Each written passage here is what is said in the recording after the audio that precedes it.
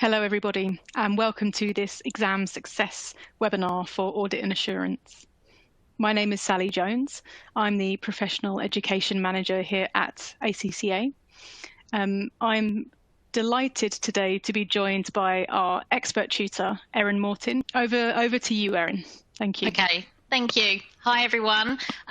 Okay, so welcome to what is our second webinar in this series. So this one we're going to be looking at seeing how you can earn some marks or get some more marks for audit and assurance. So today's agenda, what we want to cover.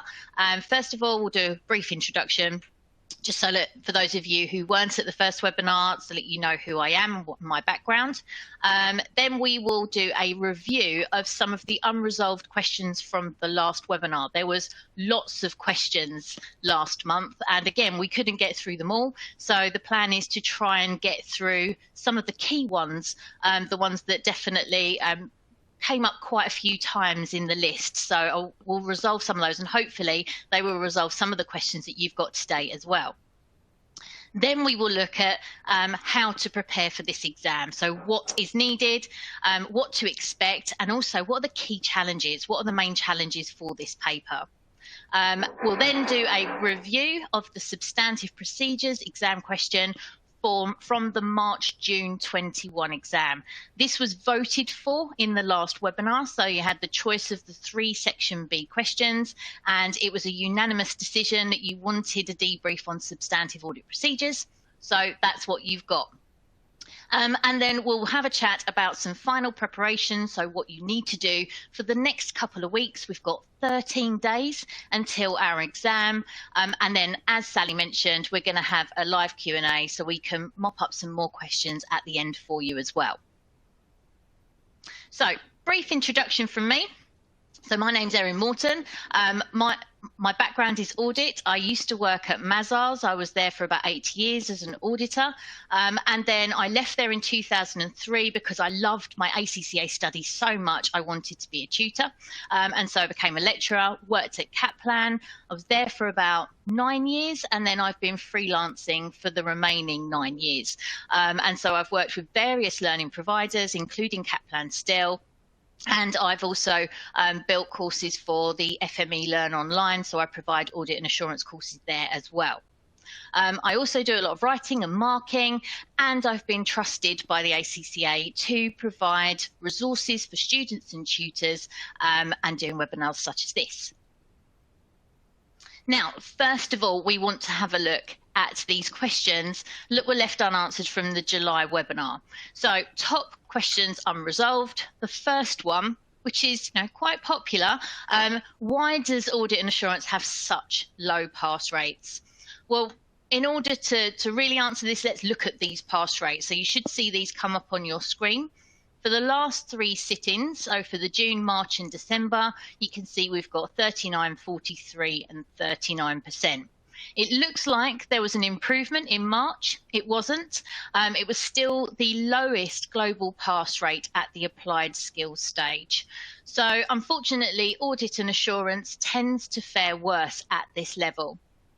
There's several reasons for that. There's quite a few reasons why that is. The big ones are the fact that a lot of students or candidates will see this as a theoretical paper because it's written or typed, and there's a lot of text to absorb.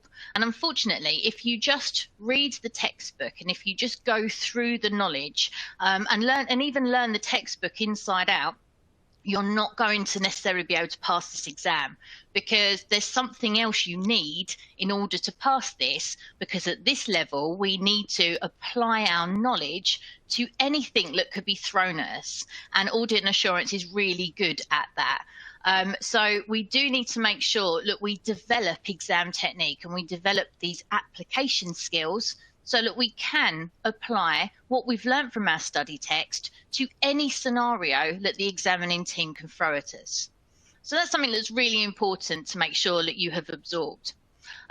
Also, there tends to be a bit of a confidence issue with audit and assurance. The vast majority of audit and assurance candidates won't work in audit or will have never had really any experience in audit, and so therefore see it as a disadvantage. However, again, the reality is that I've seen auditors fail this paper as much as I've seen non-auditors fail this paper. And again, it's down to learning about what the examiner wants and not necessarily looking at what you do as a job. So there's no need to see yourself as at a disadvantage if you don't work in audit. It's about making sure that you practice questions and that you really get into the mind of the examiner and know exactly what they're looking for. So that's, one key problem that we have, and it's obviously something that's always at the back of people's minds. The next question that came up quite regularly was, does my answer have to look like the suggested answer? Again, in reality, no, it doesn't. I mean, let's think about it. If you look at some of those suggested answers, they are so in-depth and so detailed, it's not possible to be able to create those in the exam time that you have. You've got 3 hours to complete your exam. These examiners and the examining team that created these suggested answers would not have done this under exam conditions. So there is an element of being aware that your answers will look often smaller than the examining team's answer, and also be aware that the terminology that they use is great and it's professional, but you need to develop your own style to answer these questions, and trying to rote learn the suggested answers isn't necessarily going to help you in the exam, because that's going to make it more complex for you to answer.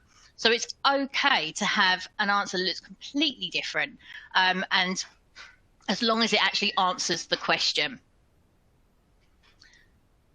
The big one that came up next was, how will direct and indirect controls be examined? Now, this is a new topic to come up in the syllabus. So we had a change in ISA 315, and so we've got some new terminology, and I've seen in the Q&A that this has already come up today as well. So we now have this term direct controls and indirect controls. With our direct controls, the key aim of a direct control is to address the risk of the material misstatements at the assertion level. So we're looking at controls that can impact on the financial statements. Whereas an indirect control is there to support the direct control. So those are the two key definitions that we now have under ISA 315. This replaces what we had in our previous exams, terminology such as key controls.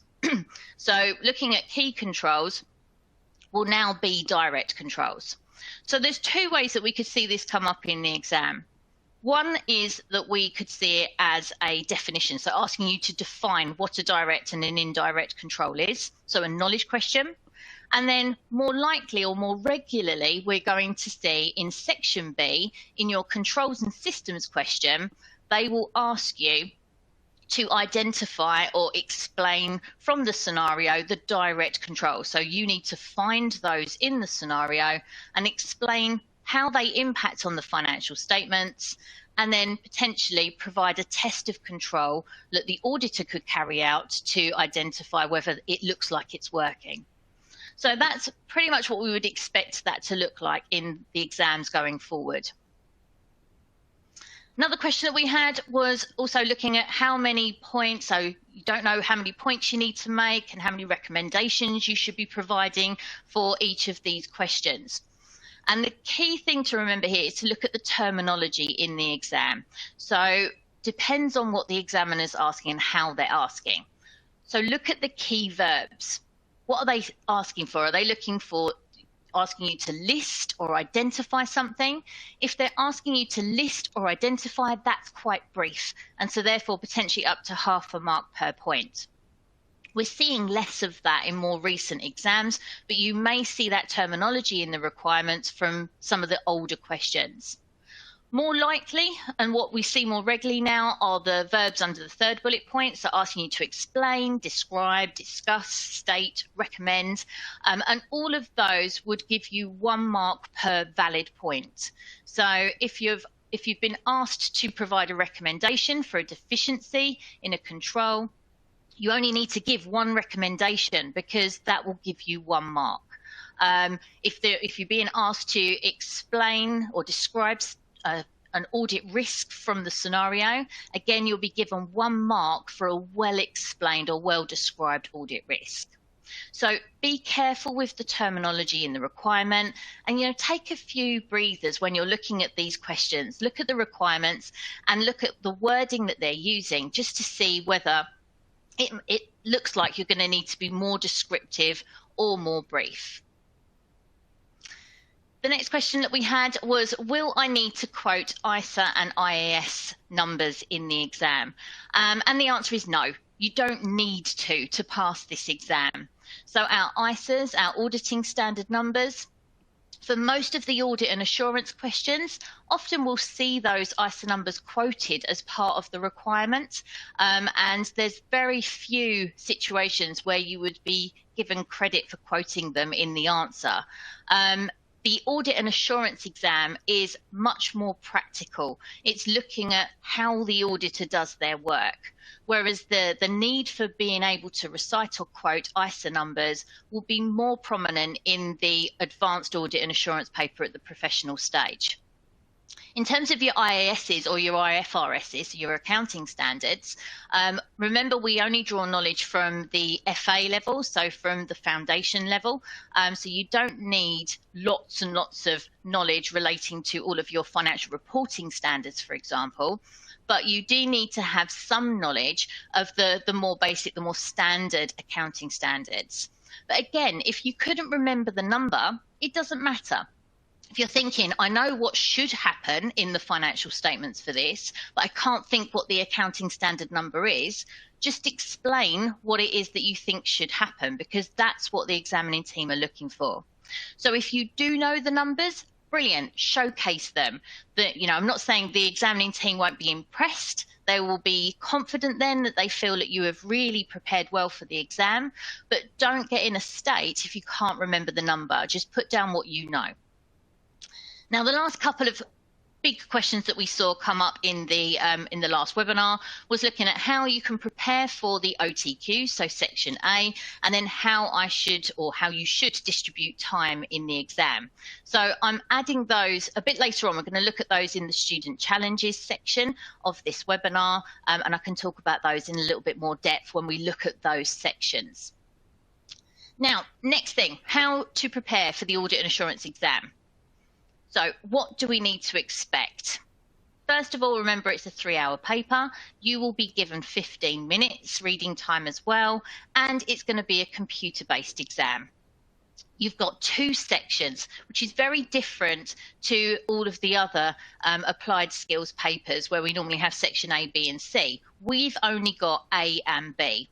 We've got 30% of the paper in section A, so that's looking at OTQs, multi-choice, and then 70% is constructive response questions, which will be your typed answers, looking at those lengthy scenarios. There will be time pressure, so do expect it. It's going to happen, unfortunately. And you will also need to develop those application skills, which is something else that we mentioned just a little while ago, but making sure that you can apply what you know to any scenario which requires exam question practice to improve that technique. In terms of section A, it will be structured so that there will be 3 mini case scenarios. You'll have 5 objective test questions for each of those cases, and each of those will be 2 marks each. Do remember that it's an all or nothing section. So if you get it wrong, you'll get 0 marks, or if you get it right, it will be 2 marks. There's nothing in between. 30 marks in total. And calculating if we were going to apportion our time across the paper appropriately, if we're using the 1.8 minutes per mark, you would have up to 54 minutes to complete section A. One thing that you need to be aware of is that you will often complete that well within that time, but you do need to still make sure that you spend enough time on this section. It will be any area of the syllabus that could come up here. So those 3 individual mini case scenarios will be 3 individual areas of the syllabus. And we could see anything come up. There's no way of predicting what could come up in your exam. So you could see, for example, planning and audit risk come up there again. You could see evidence, corporate governance, ethics, audit reports, finalisation and review. So you need to be prepared for anything. So it's well worth making sure that you've got a good exam kit and you're practicing those Section A questions regularly across all of the syllabus areas. It will be challenging. The requirements and the wording of the requirements do tend to confuse students. So you need to make sure that you take your time reading those requirements so that you don't trip up and misunderstand what they're asking. In terms of Section B, what to expect? As we've said before, we've got 70 marks, but that's broken down into 3 constructive response questions. So we'll have a 30 marker, a 20 marker, and a 20 marker. There will be questions, therefore, on audit risk and planning, controls and systems, and also the substantive audit procedures. These scenarios will be lengthy, so you will see a contrast in the amount to read and digest in comparison to Section A. So need to make sure that you give yourself enough time to absorb and actively read. There will be, again, time pressure. This whole paper is time pressured, unfortunately. And again, looking at the 1.8 minutes per mark, allocating enough time for each of these areas, making sure, for example, for the 30 marker, you've got 54 minutes and then 36 minutes for each of the 20 markers. That allows you to cover every requirement because there's so many students that attempt this paper and don't get to complete all of the questions. Now, let's think about the challenges. So what are the key problems or challenges that students face for this paper? In Section A, one of the key challenges is not to rush the section. There is definitely a feel that you need to try and get through Section A as quickly as possible so that it gives you more time to work on Section B. So we see a mixture of approaches of students trying to rush through Section A and then do Section B next, or do Section B and take all the time in the world to do it and then be left with very little time to complete Section A at the end. Either of those strategies is a poor one. You need to make sure that you allocate sufficient time for Section A. One of the good approaches for looking at Section A style questions is to think about the exam techniques, so how to get ready for this type of area. Firstly, in a Section A question, review the scenario and the questions. So, you've got time, have a read through just to familiarise yourself with the information. Then read that question again. So don't just read it once and jump in and give an answer. Read it again and make sure that you definitely understand what the examiner is asking you to do. Then you can answer it. Or if you're not sure, there's no point in staring at the screen and hoping for divine inspiration to turn up. Actually, just flag it. You've got the flagging option in your exam. So flag that question as one unanswered and move on. You might, at some point further along down the line, all of a sudden remember that area of the syllabus and be able to come back and answer it. So definitely use that as a potential tool for you to be able to get through this and think about time technique. And then before you actually move on, if you have answered that question, just review that question one more time and make sure that your answer does answer it. It's amazing how many times you can be tripped up by the wording, particularly in the Section A questions. Now, looking at Section A in action, so you will have now on screen an example of a typical Section A question. So this one is one of the nicer ones in my view, and sometimes they can be nice, and often then you get a bit suspicious and you think, oh, hold on, there might be a trick, and you can overthink them. But just remember that, out of those 15 questions, there will be quite a few that you can answer quite straightforward. This one is looking at the subsequent event review. You can see you've got a scenario on the left-hand side, and actually the requirement on the right-hand side, you can answer without even absorbing any of the information from the scenario. So the question is to indicate by clicking on the timeline up until which date the auditor should perform subsequent event procedures. So it's drawing your knowledge from the subsequent event review at the finalisation stage. And as you can see, I've greyed out or pinked out, as the colour is, that the cut-off point is the date of the auditor's report. So it's remembering that, you know, okay, there's an active duty to carry out audit procedures right up until the day that we sign the audit report. So auditors have a responsibility to do that. And then from that point, then they have a passive duty. So once the audit report is signed, there's no need to turn up at the office the next day and go, hi, I know I've done my work and I know the audit report signed off, but I thought I'll just do a few more procedures and just make sure that, you know, there isn't anything that I'm missing. That's not required from the audit team anymore. Once the audit report is signed, we're done. However, we need to remain receptive. We need to keep our eyes and ears open and make sure that we don't miss anything important or don't miss information that might highlight that there could be something wrong with the financial statements. So with this one, you know, didn't even have to really look at the scenario, can clearly see if you know that area of the syllabus, brilliant, click that off and then move on. So that one could be done relatively quickly. The next question, I think, is just a little bit more trickier. It means you have to read the scenario. There's more information that you have to use for this question. And the wording of it, the terminology, just gets you to potentially miss what they're asking. So you can see we've got our scenario. This is looking at ethics. And the question was, which of the following safeguards would not be relevant in mitigating this threat as identified in relation to fees?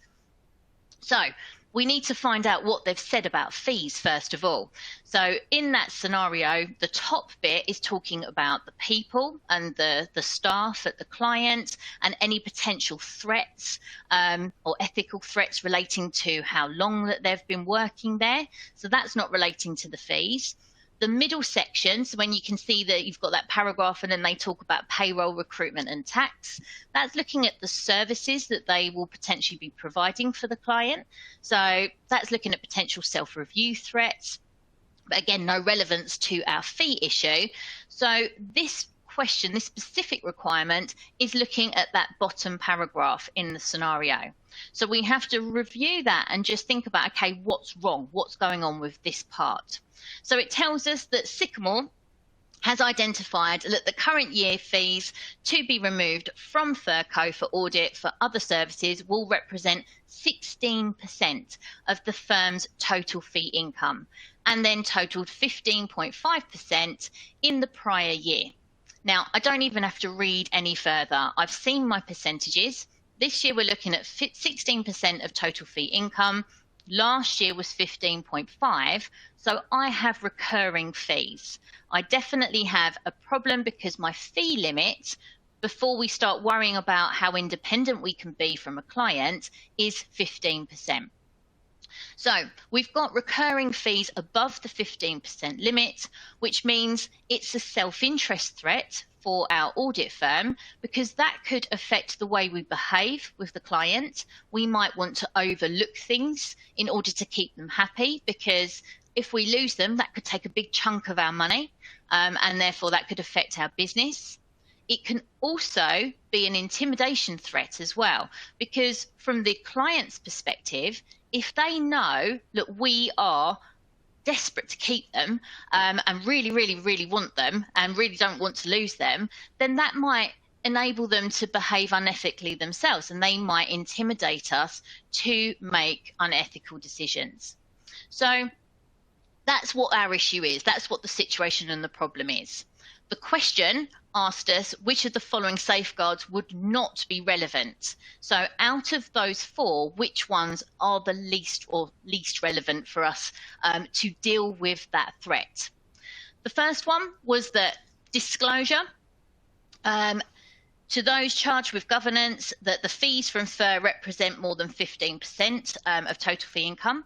Well, that's really sensible. We should let those charged with governance know. It's important that management are aware of that problem so that we can then start dealing with how we're going to manage this. The pre-assurance review pre-issuance review to be conducted by the external accountant. Well, having someone external, having someone independent to review our audit and make sure that the decisions have been made properly is sensible. So I think that's a good safeguard as well. Then the third one, though, so the use of separate teams to provide the audit and non-audit services. So what if the same audit firm then brings in separate teams so that we just separate the work? It's still the same audit team. It's still the same audit firm, isn't it? So therefore, it wouldn't deal with the threat of the total fee income. Our total firm has already risen above the 15% total fee income. And so as a result, that is going to be irrelevant in dealing with this problem. So that's definitely our correct answer. And then the last one, just to make sure, so a post-issuance review to be conducted by an external accountant or regulatory body. Again, having someone review our audit files after the audit has been carried out would be a sensible safeguard to make sure that we have got sufficient controls within our audit firm to manage those problems properly. So that one's trickier, that one's harder. We had to use the scenario and we had to then draw our knowledge to make sure that we were definitely happy with what that answer is, plus the wording of the question. So the following safeguards would not be relevant. It's just the wording just makes you overthink what the right answer might be. So take care with these questions. They do need time and they do need practice as well. So making sure that you do give sufficient time to Section A as well as Section B, particularly in the next couple of weeks. Now, student challenges in the exam. So what other challenges have we got? So this time thinking about Section B. So exam technique and time management, as we've already said, is a problem for this section. In terms of time management, we need to be really disciplined to stay on track, particularly in Section B. As I said, we've seen lots of feedback from students that have sat this exam before, how it's really difficult to move on and make sure that you've done everything and completed every part of this section. If I think about time management, I think about my daughter, my youngest daughter. So she is the poorest of time management in my house and quite frankly frustrates us all. So if ever we want to go anywhere, if ever we want to leave the house quickly, she's always found something really engrossing to do before we've left. So she's colouring in, or she's writing a story, or she's doing something. She is 6, so it is fair enough, but it's still nevertheless very frustrating. And so I often get from her as we're leaving, it's like, right, come on, let's go, we need to go. And I get this, hold on. And she's busy and she just has to finish it before she moves on, which, for someone who loves a bit of time management is very difficult to digest. However, if you find yourself in an exam where your mind is saying, we need to move on, we need to go, and you're going, hold on, because you just need to quickly finish something first, then you are showing signs of poor time management. You need to make sure that you keep one eye on that clock. And you need to look at how long you should be giving to each individual requirement, not just the whole question. So if you've got a 10-mark question, you only should be spending no more than 18 minutes. If it's a 3-mark question, you need to spend about 5 minutes. So you need to make sure that you keep an eye on that time individually so that you do get to have a go at each individual part. Don't ignore the knowledge requirements as well. So we do see quite a few knowledge questions turn up in Section B, which will have no relevance to the scenario. So for example, what is the purpose of planning, which is one of the most popular ones to turn up. Make sure that you have prepared for those knowledge elements. With good question practice and sufficient question practice, you'll see the pattern. You'll see regular ones turn up and you'll be able to prepare for those. But make sure that you can put something down because these are golden marks. And these are areas where, very often they can be what helps you pass or fail. In terms of application skills, you need to make sure that you can apply what you know. That only comes with question practice. So we need to make sure that in the next 13 days, you are providing sufficient question practice and making sure that you are reviewing as much questions as you possibly can, and being disciplined when you're practicing questions as well. So timing yourself, not looking at the suggested answer at all, and actually having a go as if you were in a live exam. What can you get down in that time? And the more you do that, the more you'll be able to write each time. There's an approach that I have in terms of being able to apply questions. So making sure we use the scenario, but using something called the RSPCA approach, which we'll just look at on the next slide. So the RSPCA, some of you may not know what that is. So it's a UK organisation to help protect animals. And so I use it as an idea to help you develop a strategy for dealing with those scenario questions in section B. So first of all, what does the R stand for? Well, it stands for the requirement. You've got lots of information in the scenario in section B, so you need to make sure that you know what you're looking for. So don't look at the scenario first. Make sure you go to your requirement and read it so that you know what the question is. What does the examiner want from you? Then the S stands for the scenario, because when you do start then going through the scenario, you can start actively reading. So it's not just a case of reading a story, you're able to start looking for little elements that can help you answer that question. The P is then to plan. So we need to then think about, okay, how many points do I need? How many marks have I got? And how much time have I got to do it? So you need to start setting out an idea of how fast you need to work and how many points you need to find in the scenario. So for example, if it was an audit risk and response question, we could very well get a 16-mark question on audit risk and response. We will get 1 mark for each well-explained audit risk and then 1 mark for the response. So therefore, we've got to find 8 audit risks in that type of question. So it's trying to find as many as you can that you would feel comfortable being able to write up in your answer section. The next one is the C, to create. So once we've planned and we've reviewed the scenario and we've outlined our ideas, we can then start to highlight and put in some key points into our answer section. So you can copy and paste from the platform. So in the practice platform, you have the ability to practice that. And then in your live exam, you can copy chunks of the scenario into the actual answer area so that then you can form the skeleton of your answer. So if it was audit risk questions, for example, you'd be able to highlight and copy over little extracts to then explain why they are audit risks. So that will help you then form a skeleton. It'll also then start to help you build confidence, because you can then see that you've got enough points to be able to pass that question as long as you keep going.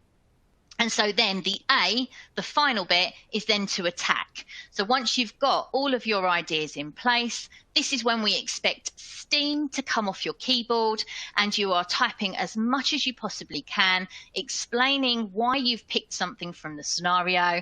And then, if it's an audit response or if it's a control test or anything else that you need to add to that, you're then designing that and thinking about what you need to explain on that extra part of the question. So definitely need to make sure that you work as fast as you can and build a strategy that works for you. But the RSPCA approach definitely helps lots and lots of students. It's also worth making sure you get earplugs, particularly if you're in an exam centre, because obviously there's lots of keyboards going on. So particularly for those who are attacking during the exam, definitely make sure that you've got some kind of earplugs to keep the sound out so that you can focus on your exam. Okay, one eye on the clock though, so don't forget about time management. Now, as we said from the last webinar, you voted unanimously that substantive audit procedures was one of your biggest concerns and your biggest worries, and you wanted the exam debrief. So before we look at the exam debrief, just wanted to highlight and make sure that we were kind of recapped on the concept of substantive audit procedures. So remember, the definition or the aim of a substantive audit procedure is to identify material misstatements in the financial statements. So it's a piece of work. It's something that the auditor is doing in order to find potential problems in the financial statements. When we say financial statements, what we're focusing on is the statement of financial position. So we'd be looking at the balances relating to assets and liabilities. We'd be looking at the statement of profit and loss. So we'd be looking at revenue and costs, or income and expenses. We'd also need to take extra care on estimates that have been included in the financial statements. We know that that is potentially, if the directors are going to be a bit tricky and try and cover things up or try and make things look healthier than they are, that's where there is a level of manipulation that they can get involved in. So they can play around with estimates to make sure that the results look maybe better than they are. So we need to make sure that we do approach the audit of estimates quite carefully. And then we can't ignore disclosure notes either. Remember, disclosure notes at the end of the financial statements are key information. There's lots of information that's useful to the users of that report. And so therefore, we need to make sure that we also review those disclosures and make sure that they are in line with accounting standards, but also informative enough so that we feel as an audit team that the client's users are being given the right information. So we need to make sure that we are looking at material misstatements, and we've got various different approaches. So we can use tests of detail, so we can inspect documentation, we can recalculate things, we can, get the actual information from the client and verify whether it looks okay by tracing it and agreeing it to other information. Plus, we also have analytical procedures. So analytical procedures are really useful, particularly looking at estimates and looking at balances from the statement of profit and loss, where we can compare information to the previous year, to budgets, or even within the current year to see if anything looks unusual. So we've got various techniques that the auditors use in order to make sure that they can find as many material misstatements as possible. Their approach. So how they approach that, just to recap and think about generally how they do this. So the audit team will focus on a balance at a time, or sections of the audit team will focus on various balances in the financial statements. They then need to think about what are the most important assertions in relation to that balance. So for example, if we were looking at receivables, which is an asset, we are going to be very concerned on making sure that we're happy with the existence of those receivable balances, so those customers. We need to make sure that we're happy with completeness, so have they included everything, the valuation as well. So we'd be focusing on accuracy, but we would be focusing on maybe those as our most important assertions. And from that, then we can think about what evidence we need to help us design our tests. So, for example, again, with receivables, evidence available to us, we'd have the sales ledger. We'd be able to get a list of all of those outstanding balances, maybe an aged list as well to give us a breakdown of how old those debts are so that we can see whether potentially there needs to be any adjustments or any allowances. So, there's lots of evidence to collect and then think about how we can design those tests. We then need to think about the sample that we're going to select. So, we're not going to test every single balance for all of our tests. So we need to think about how we're going to pick our sample. So we might pick statistical methods such as random tables, or we could pick a non-statistical approach something haphazard. I obviously, wasn't necessarily the best auditor in the world. To keep me through my audit days, a lot of the time I really, really enjoyed picking samples on all of my friends' birthdays. So I just thought it would just be a nice way of selecting samples, so that then I was selecting them throughout the year, and looking at invoices that maybe had been created on my birthday the previous year. So, that's a haphazard way of picking a sample. But, there was lots of different ways of selecting them. They need to make sure that they've decided how they're picking their sample, and then documenting everything that they've done. So the auditor needs to make sure when they're carrying out these tests that they then write up what happened, and they include as much evidence as possible in their audit file. So documentation such as working papers will explain the test itself, so the actual audit procedure. It will explain the method that they carried out, and the results. They will also potentially explain if there was any further work needed. And so to conclude, it could be when they've been carrying out these tests that there's been some problems that they've found. So it might be that they need to extend the sample and test them more, or they might want to they might have actually found some actual misstatements, and they might need to speak to the client about amending the financial statements. And otherwise, which would be great, and which is what every auditor dreams of, there might be no problems at all and no further work. And as a result, then they can move on to another area of the financial statements or another test. So our overall approach to gathering evidence and carrying out audit procedures, as we said, is to find these material misstatements and decide whether they need amendment and talk to the client about them. So, without further ado, what you wanted was a debrief of the most recent substantive audit procedure question. So in action, this is how we see this come up in our exam. So we've got a debrief now that's going to be carried out, which I had pre-recorded. So you have got that, which will be coming out, and then we will come together at the end of that and we can talk about next steps. And I will be looking at some of the questions that you have been putting through, just to make sure that we can have a good Q&A session at the end. Okay. We are reviewing the March-June 2021 sample paper, and this is what was the Section B final question of the exam, focused on substantive audit procedures. At a quick glance of the scenario, we can see it is broken into 3 sections.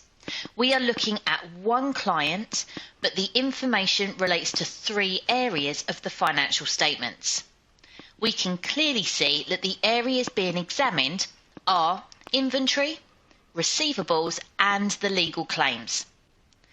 First steps is to get to grips with the requirements. We have 4 of these breaking down the 20 marks into fairly even chunks. Part A is for 6 marks and is asking you to provide substantive audit procedures to review the inventory valuation. This is aimed at reviewing a specific assertion being valuation, and therefore is a bit more challenging than some of the other areas. Then having a quick look at Part B. This is for 4 marks and is asking you to provide substantive audit procedures to review the receivables balance. So no specific assertion here, which gives us more scope to gain marks. Then looking at Part C. This is for 5 marks and is asking you for substantive audit procedures to review the legal claims following the contamination. Part D then, after this, if we have a look at that, then gives you some additional information at the top, and then with information absorbed from the main body of the scenario and this information above, you're required to do 2 things. You must discuss the issue and then describe the impact on the auditor's report, but answer as if the disclosure was adequate and then inadequate for the contingent liability in the financial statements. This is for 5 marks, and for breaking down the requirement, it actually makes it nicer for students to answer and score good marks. However, in order to do that, you would have needed to recognise the multiple requests in the requirement and be comfortable with the audit report area of the syllabus. Once we've reviewed the requirements, we can now start to actively read this scenario. What is great about the way that they have structured this is that we only have to review each section of the scenario at a time. Each heading in the scenario relates to a specific requirement, and so we can save time and just read the relevant bit for each question. We should actively read the first 2 paragraphs of the scenario for Part A. It is the 1st of July. It tells us that we have audited perfect for a number of years and we are at the final stage, with the year end being the 31st of March 20X5. To give us an indication of the size of the company and to aid any assessment of materiality, we are given a draft profit before tax of 23.1 million and total assets of 99.2 million. And so I'll highlight those now also so that I can review those easily when I refer to my questions later on. This information at the top is relevant to the whole question. Next is the information relating to inventory. They have launched a vegan dog food called VegoDog. And this was launched in 20X4, so it was during the financial year of Perfect. The bad news is that sales have been lower than expected, and so they are considering discounting the sales price. To calculate cost, they use a standard costing method broken down into raw materials, labour and production overheads. The cost of this inventory has been calculated at 2.4 million and included as finished goods in inventory. If you calculate the size of the inventory balance, you can see that it is material to the users. 2.4 million as a percentage of total assets is 2.4%, which is higher than the benchmark of 1 to 2%. It's also 10.4% of profit, and so this is a material balance. So our task is to design substantive audit procedures which assess valuation of inventory. We must use the scenario wherever possible to identify what evidence it gives us which could use in our answer. I can see the biggest concern is whether the discounted price for the product could be lower than the original cost. If this is the case, this could have an impact on the valuation of the product in the financial statements. I need to focus on testing whether the cost and the net realisable value are appropriate and whether there is a risk of inventory being overstated. Remember, your procedures need to be written as clear instructions that someone else can carry out. Does it have an action? Does it have a source they are reviewing? And does it verify the valuation assertion? So I'm going to design audit procedures that cover the cost and then also the net realisable value. So let's look at cost first. We know it's broken down into 3 areas, being the raw materials, labour and production overheads. What I want is some kind of breakdown of these costs, and then I can make sure whether they are reflected appropriately in the financial statements. So I can obtain this breakdown, I can add it up or cast it to make sure that it adds up to the 2.4 million and then make sure that that agrees to the inventory records. And that will give me a mark for one of my audit procedures. What I can then do is verify if the breakdown of these amounts relating to costs are okay.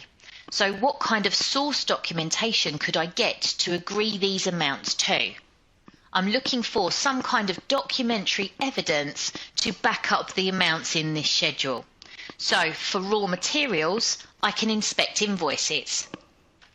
So from this inventory list, I can pick a sample of these items relating to raw materials and agree the amounts to the original invoices. Then for labour or labour costs, I can look at the payroll records. Once again, selecting a sample of those labour costs and then agreeing that they do tally up with what's going on in the payroll. And then finally, for the production overheads, I can inspect expenses used and look at those documents to see whether they are of a production nature. once again selecting a sample and agreeing to the source documentation, which would be the invoices. So far I've got 4 procedures out of 6 completed already. So what else could I do? Well, I've done quite a bit already trying to verify the cost figures that they've used for valuation. So the next thing I want to do is maybe something relating to net realisable value. So one of the most effective ways to verify if this looks like it's appropriate in their inventory records is to actually compare the workings for the valuation with the actual sales after the year end. So again, using a sample basis, I'm going to select a sample of those items in inventory at the year end and then compare to any post-year end sales of those products, look at the invoices to identify whether the net realisable value that they've used looks like it's above the cost in the inventory records. That then gives me my 5th audit procedure. So finally, just for one more, I can bring in a little bit of analytical review or analytical procedures. I want to see how much of a worry these sales are. So if I compare the budget of how many they were expecting to sell of Vigo Dog to the actual sales so far, I'll be able to see whether there's a fall in sales or how dramatic it is to see how much of a problem valuation might be.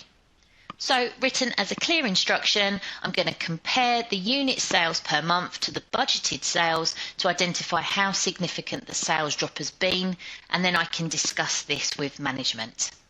There are always alternatives for other procedures that would be perfectly acceptable, which can be given, including inquiry, for example, of management, looking to talk to them about the drop in sales and what other future plans they might have for the product. There's lots of other alternatives there, but this would be a very clear and logical 6 to create for this particular part of the syllabus. When you're carrying out this type of work in the exam, think about the timing. So don't just look at the question as a whole. We've got 6 marks here, and so therefore no more than around 10-11 minutes should be spent on this section, and then you should be quickly moving on to try and tackle the next part. So let's have a little look at part B then. So with part B, it focused on the 3rd paragraph, and we are designing audit procedures for receivables. They tell us that Perfect have a major customer, Ella, which looks rather large with 23 stores, and unfortunately it looks like they are in some kind of financial difficulty. They have been reported about in the press that they're looking like they're closing 11 of their stores, and in addition to this they tell us that they still owe 2.6 million at the year end, and there is no allowance provided in the financial statements. Is this significant? We'll look at the size of that balance. Bringing in our calculator just to calculate the size of it in comparison to the figures above, we can see that the 2.6 million, comparing that to even the total assets of 99.2 million, would give us a difference of 2.62%. So it's once again material to the users. And then you can also calculate it against profit, which brings you to 11.2%, and so it's material once again on both areas. So we have 4 marks this time to gain, and therefore we need to find 4 substantive procedures to create for this task. What evidence could we obtain relating to Ella? There must be some correspondence. The client, I would really hope, has been in discussion with this major customer.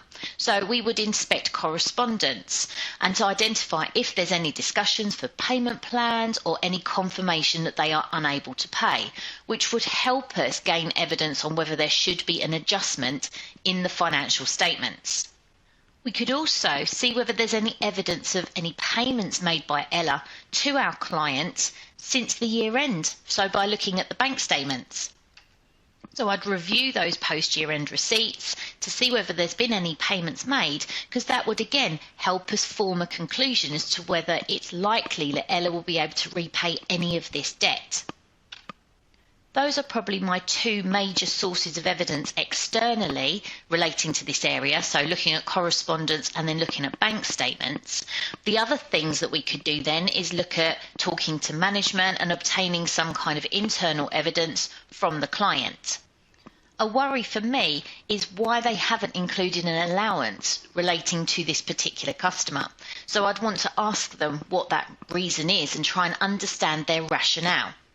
And then, as it is a major customer of theirs, you would think that management would have been discussing such a big debt that's due from this customer. So I'd inspect board minutes as well to see whether there's any evidence of discussions, concerns or plans over this outstanding debt. This will help me, again, form a decision as to how likely it is that an allowance should be there and whether there should be any adjustments. Remember, the aim of a substantive audit procedure is to identify if there's a material misstatement. So all of these procedures that we've put down here are trying to identify and gather evidence to see whether we need to do something here. For audit procedures, using our basis of 1.8 minutes per mark means that, again, we shouldn't be spending any more this time than 7 minutes on this section, and then very much moving on to the next part so that then you can make sure that you finish every part or every requirement in this exam. Then looking at Part C then. So Part C was to describe substantive audit procedures, this time relating to the legal claims following the contamination. So we're looking at the last paragraph in this scenario. Based on this paragraph, we can see that Perfect are definitely not having the greatest of years. In addition to the product and customer problems above, they've also produced a dodgy batch of canned cat food, which has been contaminated with insecticide. It tells us that they found out about this dodgy batch on the 25th of February 20X5, which is just before the year end. Remember, the year end is the 31st of March. To make things worse, it then tells us that the batch was dispatched in November 20X4, so that's again during our current year, to 240 retail stores. So by the year end, Perfect had received legal claims totalling 1.9 million from consumers who cats had eaten that contaminated food. So straight away, the two things that I would be thinking of: should I be doing anything, or should the client be doing anything in the financial statements relating to this? So does it matter? Does it link to any accounting standards? And also, is it material? So we can see that this happened in the year and then it was discovered in the year. So it's definitely a potential adjusting event. And also the legal claims, looking at the size of these legal claims, we've got 1.9 million so far. So that's only at this point in time and could go up. So we've got 1.9 in comparison to profit, let's say, of 23.1 gives us 8.2%. So therefore, definitely material to the users. We know, based on the way that they're wording this, that this could grow. Looking at our requirements, we've got 5 marks this time, so I need to design 5 audit procedures. I have plenty of people that I'd want to speak to here, including the client and the legal team, and I also have lots of documentation that I could potentially inspect. So first of all, let's think about third-party evidence to try and gather, first of all, to get a feel for how big this problem could be. So I want to verify that consumers have complained and that they are claiming for these amounts. So I can inspect customer correspondence before and after the year end to establish the amounts being claimed and see how many more are coming in since the year end. And then I can also inspect the legal correspondence as well. So any feedback from the legal team that the client's using to see how they feel about how likely it is that the claims will be successful. I can then also inspect board minutes. So what has the management team been talking about? I want to gain an understanding of these events and what their plans are to deal with the issue. So remember, if you just said inspect board minutes, that's not enough. You need to make sure you're explaining what it is you're looking for. Okay, so remember our goals relating to our audit procedures. We need an action, a source and a reason. So make sure that you explain it as fully as you can. That aside, we've looked at inspecting quite a lot of documentation there. I can also talk to people, remember, so I can inquire with lawyers, so I can maybe get somebody to have a look at this case and see how likely it is that there could be further claims, or speak to the legal team that the client is using. And then a big piece of evidence that we would want to have with something like this, because it's uncertain, what we need is something to back this up. Remember, we try and obtain as much sufficient appropriate evidence as possible, and then anything else, if we want to back it up, we get a written representation from management. So we would get a specific clause in our written representation asking them to confirm that there are no other contaminated batches of pet food and maybe no other further claims against them that they've not made us aware of. So we certainly wouldn't just rely on that on its own. Remember, a written representation is there to back up additional evidence. We do all of our audit work first, and then we get a written representation at the end. However, again, I've used 5 clear audit procedures there. I've tried to use a range of different things, but we would definitely want to inspect as much documentation as possible from the customers and the legal team. We are going to need to try and gather evidence from management because they are very involved in what's going on in this situation, and then we would get a written representation as well. 5 marks. About 9 minutes. That's how long you've got to review that bit of the scenario and think about what evidence you want to pull out and try and ask for. Okay, last requirement then. Let's look at part D. So we're still focusing on this legal claim and our client as a whole, but we've been given some additional information at the top. The final audit is now nearing completion, so we're now after the year end. We are satisfied that these legal claims that we dealt with in Part C have been appropriately reflected in the financial statements, so that's good news. However, they've now advised you that it's possible that significant additional legal claims may be made by customers in future in respect to the contamination. It has been confirmed by the audit partner that this is a contingent liability. So from our accounting standards, IAS 37 will tell us that if it's possible that we might have something in the future, like a legal claim, then there should be some kind of disclosure note. The finance director has agreed to disclose the detail, but the audit team is yet to confirm the adequacy of this disclosure. So we need to decide whether we're happy that it's clear and informative enough for the users of the financial statements.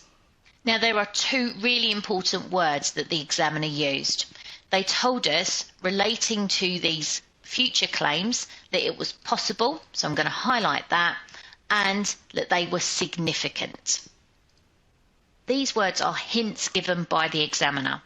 Possible, it means in terms of IAS 37, it would be regarded as a contingent liability rather than a provision, and significant indicates that it's material to expect a contingent liability note in the financial statements.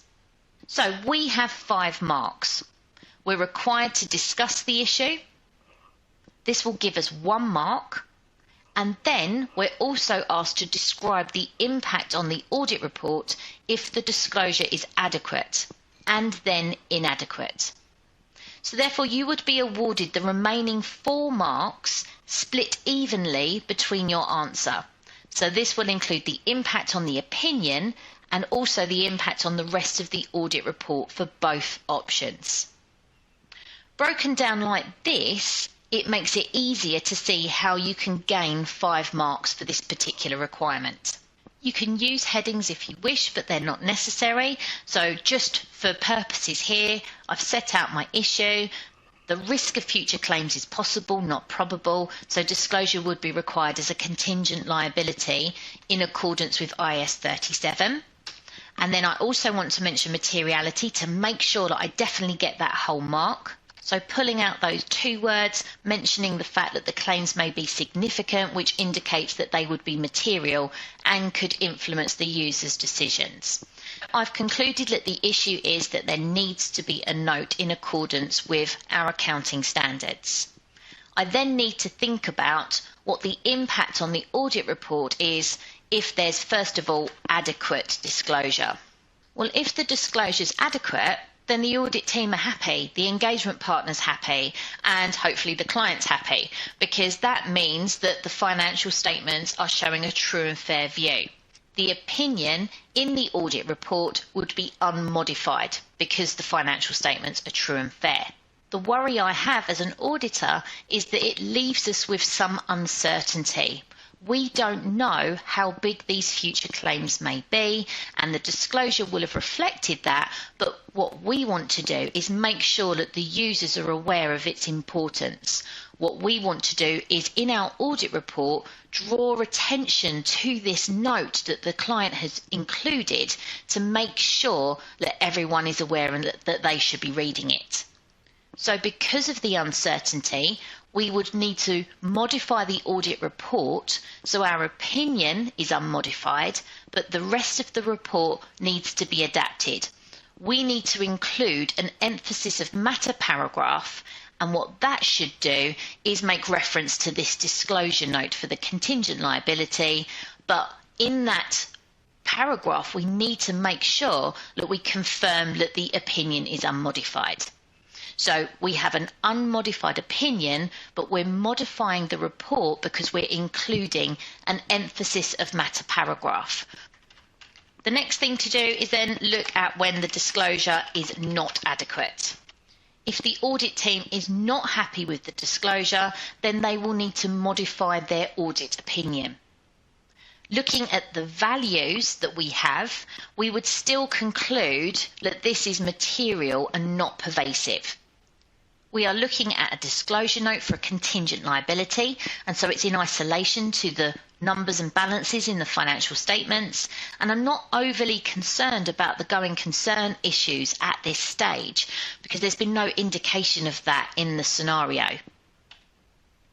So when disclosure is missing or it's not enough, which is what will be happening in this case, then Perfect have not followed the accounting standards. The audit team effectively disagree with this treatment, so they will modify their opinion as there's a material misstatement in the financial statements. That should give me a mark. I then need to conclude how that changes the opinion. So I would conclude that this is material and not pervasive, so that they would modify the audit report with a qualified except for opinion. So remember what that means is in the opinion section, they will be saying that the financial statements are true and fair except for, and therefore in isolation they talk about the material misstatement relating to the disclosure note. Now I also want to make sure that I think about the impact on the rest of the auditor's report. So if you thought of it, or if you can just squeeze that in, if you had any more time left in the exam, I would mention the other area of this audit report that would be affected by this situation. And that would be the paragraph just underneath the opinion paragraph. We have a basis for opinion paragraph that's usually there, and we would amend that. So that would be modified and headed up as the basis for qualified opinion, and it would then give the detail behind what's gone wrong with that disclosure note. So the opinion section will be much more straightforward, summarised wording, and then the detail, giving specific details of what should be included, would come in this basis for qualified opinion paragraph.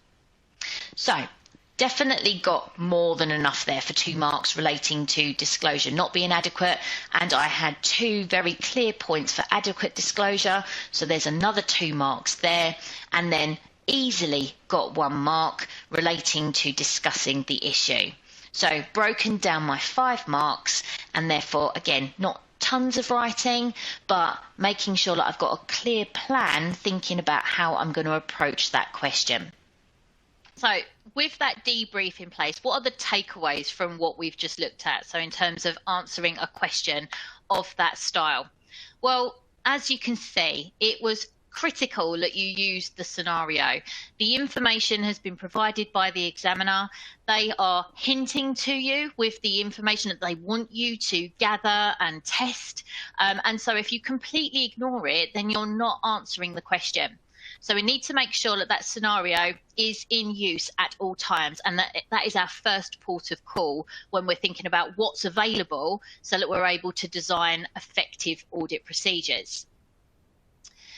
In terms of how you lay out your audit procedures, make sure that they're clear but descriptive. So, you don't have to write a step-by-step approach, but it just needs to be an explanation of what would happen. So think about if you were just going to write a note to a colleague for them to go and do a piece of your work. That's basically what an audit procedure is. It's an instruction for somebody else in the audit team to go and do something. So make sure that you've got the action, make sure that you've got the source, so what it is that they're going to go and look for, and make sure that it does revert back to at least one assertion. As you can also see from that style of question, there's no point in rote learning standard audit procedures from a study text. They're there to give you an idea of the style of audit procedures, and they are useful, but only if they relate to the scenario. So you need to make sure that you feel confident that what you're writing down applies to what they've told you about that client. We saw from that particular question, that particular scenario, that was quite a niche company, looking at vegan dog food, and it was quite specific in terms of information relating to inventory valuation. So they wanted you to use what was there and not just a generalized test from a standard study text. And time management. So taking care about the time that you have. As I said before in that, not just looking at the whole 20 marks, but actually looking individually at the individual different requirements and how long you've got on each, because it's very easy to get engrossed in one part of it, and then not allowing yourself time to have a go at like the audit report question at the end. So you might not have had the time to attempt that final 5 marks. And actually, if you're well prepared, the audit report question can be a lovely 5 marks, so it's not to be missed. And so, make sure that you're keeping that one eye on the clock when you're doing these questions and that you're not overrunning on each individual bit. And then finally, the other big takeaway that I would take from that is that the only way to improve with these questions, or the only way to improve with anything, as we know, is to practice. So if this is an area that frightens you, if this is an area that makes you feel really unsure, as I know it does with so many of you, the only way to overcome this is to actually keep looking at questions, keep familiarizing yourself with the different types of companies that this examining team will give you, and you will see a pattern. You'll see a pattern of the types of information and the areas of the financial statements that come up. And so the more you do, your confidence will grow, but also you'll get better at answering this style of question. So, final preparations. 13 days to go. I know this is a very intense part of your study process. I remember it very well, even though it was such a long time ago. It's now head down time, trying to make sure that you do as much as possible in the remaining days. So things that I would recommend that you are now looking to do.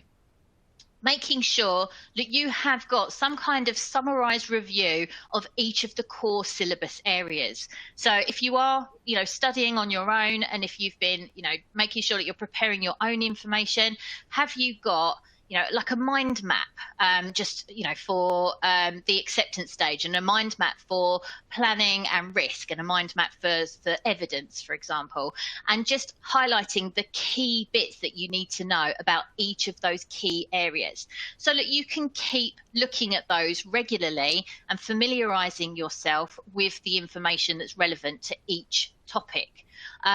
Stick them on your wall, stick them on your fridge, but just make sure that you're regularly reviewing the key syllabus areas, but summarised at this point, not reading study text in detail.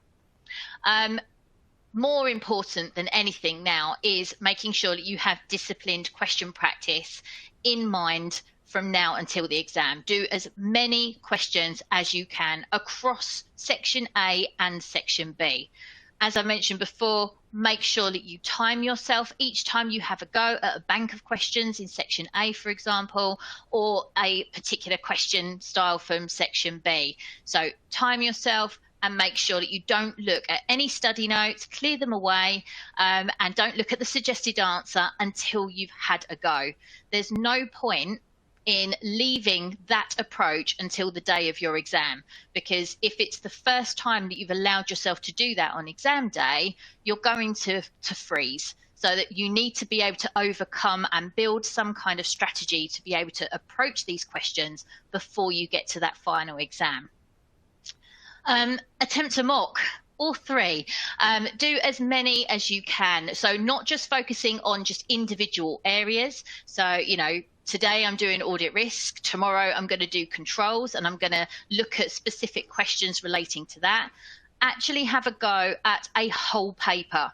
So you are then thinking about how you're going to manage your time and force yourself to move on when you need to make sure that you can have a go at another part of the question.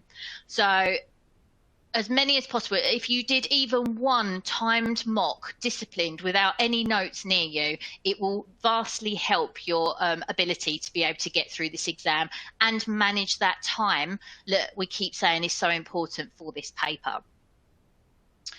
Using the practice platform is so important. So making sure that you're not just writing your exam questions now. So there's no point in just constantly answering questions using pen and paper, because we're going to be doing this on the CBE platform.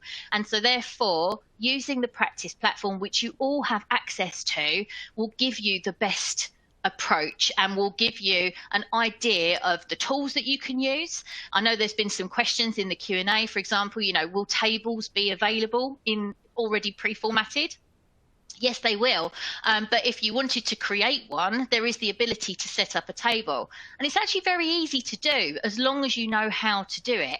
And again, there's no point in waiting until exam day to work that out. You might as well be playing around with that and getting used to the things that are available and the tools that are available on the practice platform at this moment in time. So definitely use the practice platform. You've got the blank workspace, so you can practice questions live on that anyway. And then you've also got the pre-prescribed past paper questions on there to have a go at as well. Make sure that you review the examiner's reports, particularly the most recent ones. They've been reformatted now. So there's debriefs of some Section A questions, so you get some feedback on some actual Section A questions that you may not have seen before, so definitely worth having a look at that. Plus you read what the examiner felt about how questions were being answered and what they want you to do. So make sure that you have a read of that and make sure that you are aware of what the examiner needs you to do for this exam. And also make sure that you have a look at some articles as well in between. So a bit of reading just to broaden your mind and make sure that you fully understand all topic areas. And then finally, my last little tip on final preparations is looking at making sure that you do bite-sized study sessions. So not saying, okay, I'm getting up at 7 o'clock in the morning and I'm going to study all day, because we are not going to be able to concentrate for that long. You need to make sure that you take breaks. You need to make sure that you do something nice in between. So, no more than 2 to 3 hours. You could, in that time, focus on particular study areas. You could do a few Section A questions. You could do a Section B question, read a couple of notes, review some suggested answers, and then go off and take a big break and go and do something nice. Go for a walk, go get some fresh air, and then come back and then have a go again. So making sure that you have these bite-sized study sessions so you make full use of the time that you have available. Okay, I think that is me done, Sally. We are on to the live Q&A. Questions that have been coming through. So you've already covered one of the big ones that has come through a few times around realistically, what can be done in the next 2 weeks before these students come to sit their exam. So that's great. Another one is a bit around exam technique, about sort of answering short questions. Should you use bullet points? What's your thoughts on that? Bullet points lead you to be a little bit too brief. So the worry with including bullet points is that you don't include full sentences. We can make sure you can have a fairly brief answer, but it needs to be a full answer, and making sure that you've explained that point properly. So I worry about bullet points just like I worry about quite brief substantive procedures. You need to make sure you explain why you've put something in. So definitely full sentences for each individual point that you make. Otherwise, you might be just scoring half marks. Great. Great. And what about another couple of questions have come in about if you have a suggestion in terms of allocating a certain amount of time for each question or a certain amount of time for each mark. What would be your tips for that?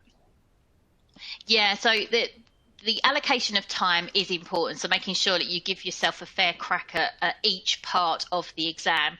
I know there's been a few questions coming in about, allocating time and what section to do first. So I would always say to have a go at section A first. That would be my approach when I'm doing this paper, would be to actually look at section A first. We know that you could potentially complete it under the 54 minutes kind of allocated fairly towards it, but you can still spend time calmly looking at that section.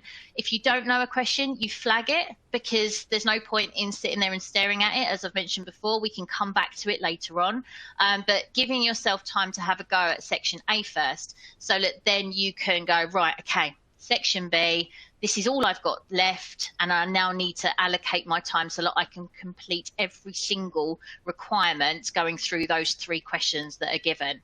So yeah, just making sure that you do allocate time, and make notes of how long you've got. I used to always, in my exams, I used to be always with my watch and looking at, okay, 15-minute question, so I know I'm going to have to stop at that point. I know I'm going to have to stop at 20 past, and just keeping an eye on it as I'm doing my work, so that as I'm getting nearer the time, I don't do what my daughter does. I don't go, hold on a minute. I go, right, I'm moving on. I need to make sure that I have a go at the next question. That's great advice. And in fact, it's made me think about approaches that have worked well for me is going into the exam knowing that I actually have a formula, like a set approach, and I think it's really important, as you said earlier, to practice even more questions and practice full exams. But if you use the practice platform, you could test out what approach works best for you, right? You've still got 2 weeks, you've got time. Go in with a plan. Start practicing some questions, and work out the allocation of time that works best for you. And that, in fact, echoing that point again earlier that you said about practice platform, there's been quite a few questions about things like copying and pasting, and whether you get a calculator within the exam software, etc. We have put a link in the resources to the practice platform. So if you click on the resources section of the webinar now, you'll be able to access past exams and sample exams for AA. I think there's about 5 or 6 on there. It would be well worth your time doing at least a couple of them to time before you come to sit your exam, because the more familiar you are with the functionality, like Erin said, just creating a table, or whether you don't need to create a table, perhaps the more, I guess the better prepared, but maybe the less anxious you might be when you come to sit your exam. So exactly, it will take that anxiety away. Please go in and start practicing, if you can. And to be frank, we know that students that go in and use the practice platform are more likely to pass. Okay, perhaps one final, maybe 2 final questions, Erin. We've had a couple of students, one in particular who was stuck on 49 in their last attempt. Do you have any suggestions for what could be done? What could be done differently? But what could they do? Yeah, it's heartbreaking, and it's It's the most frustrating score, isn't it? But yeah, I mean, in terms of a 49%, it usually demonstrates that you have an understanding of the content of the syllabus areas, but you maybe lack some exam technique. So with a borderline pass, it's 9 times out of 10 down to disciplined exam question practice. And if anyone I've ever spoken to is in that position, and I say, did you go on the practice platform? Did you time yourself? Did you do a mock? And they go, well, I did a couple, or I never went on the practice platform, and I never did a whole mock to time using both sections. And so my advice would be to be much more disciplined for the next 2 weeks and actually time yourself and do this question practice and make that your main focus, because the knowledge will come as you're question practicing. So as you're going through the questions, you will then, develop, and you'll remind yourself of the key knowledge areas. So I think for someone like you, it would definitely be making sure that it's disciplined question practice. And if you haven't been on the practice platform before, when you do complete an exam and you press end exam, it then appears in a self-marking tab for you. So you can actually go back through your answer, bring up the answer plan and the mark scheme, and mark your own answer, your own question, as you would if you were to perhaps write it down by hand and you had like an approved content book. So yeah, it's not just the doing it and the practicing it to time it in the platform, but it's the going back, and like you say, the knowledge will come because you'll be going through that mark scheme and those answers. Mm-hmm. Yeah. Gosh, one final question. We have so many. I'm not sure quite which one to pick. Oh my gosh, quite a few people coming through asking even more questions about mock exams. Actually, in fact, we did, as the next sitting is September, we did have a question on changes that have come through, if at all, through the syllabus. So Erin, I don't know if you have any thoughts on that, but I can point out where to go. Yeah, there's obviously there is the link that you'll be able to provide, isn't there? So showing the key changes. The main changes for audit this time were really syllabus, like terminology changes. So we know we've got direct and indirect as one of our big changes. So that's the one that we would probably expect the most focus on for the exam. I mean, there's ones that I mentioned in the first webinar, from internal control system to system of internal control terminology changes. So they're mainly down to wording as opposed to anything really structural in terms of changes. So if you are working from an exam kit, for example, from the previous sittings, then it's really the controls and systems questions that might differ slightly, because you won't see key controls as a question requirement anymore. It will be direct controls. Great. I think that's unfortunately all we've got time for. A big thank you to Erin for the last 90 minutes and for the webinar prior to this. Yeah, thank you so much. We've had lots of good feedback, which I'll share with you after. Lots of students saying they're really appreciative and thankful for your time and for these webinars. A couple more points from me before I hit end. You will be able to listen back to this, so don't worry, rest assured. You can also download the slides. They're in the resources area now, so keep an eye out for an email from us in a few hours with a link to listen back to this. There will be a survey that pops up in a moment. Please just take a minute or two to complete this so that we can get your feedback on this webinar, and if there's anything else that you might like us to support you with in your studies. And then the last point for me is the best of luck for your exams. Erin, any final words? Yeah, no, good luck. Good luck. Keep going. Don't give up. And as I said, just keep one eye on the time and you will be fine. Great. Thank you, Erin, and thank you all. Best of luck.